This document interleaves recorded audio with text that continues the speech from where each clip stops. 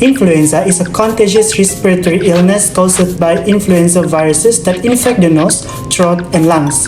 Some people, such as older people, young children, and people with certain health conditions, are at higher risk of serious flu complication. Influenza viruses are categorized as types A, B, C, and D. Some of the symptoms by influenza to humans, such as fever, cough, sore throat, fatigue, runny or stuffy nose, and hard to breathe. For countries with temperate climates, outbreaks often occur during the winter, while for tropical countries along the equator, including Malaysia, outbreaks occur throughout the year without following a specific season. This influenza disease is very easy to spread. The virus typically enters the body through nose via droplets from an infected person who sneezes or coughs near us.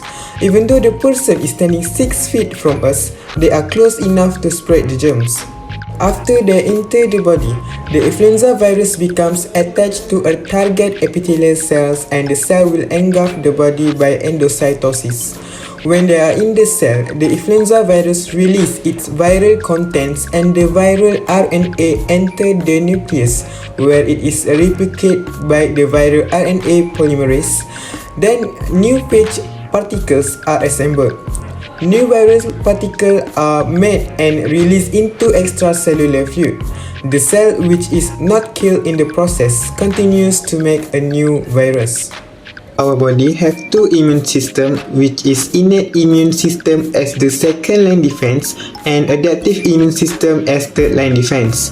When the new virus exits the cells, the macrophages as innate immune system will do its work. This large leukocyte ingests free viruses in a process called phagocytosis. The macrophage surround and engulf the virus, then breaks the virus down by mixing it with digestive enzymes stored in vesicles called lysosomes.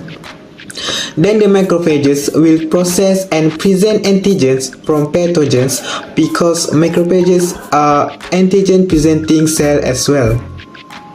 Macrophages will identify peptides and snippets of virus protein. Then T helper cells will use these peptides to recognize the virus and deploys next line of defense, which is T cells that will destroy an infected cell, and B cell that will create specific antibody that stop virus infecting cell. This cell came from adaptive immune system.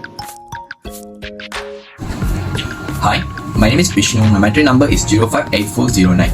Okay, today I'm going to explain about influenza treatment and prevention. Okay, now let's discuss about what is the treatment and prevention for the influenza virus. Okay, since influenza is a virus, antibodies don't work to treat infection. But some antiviral medication can prevent disease if taken earlier. But the main form of prevention is by vaccination. Okay.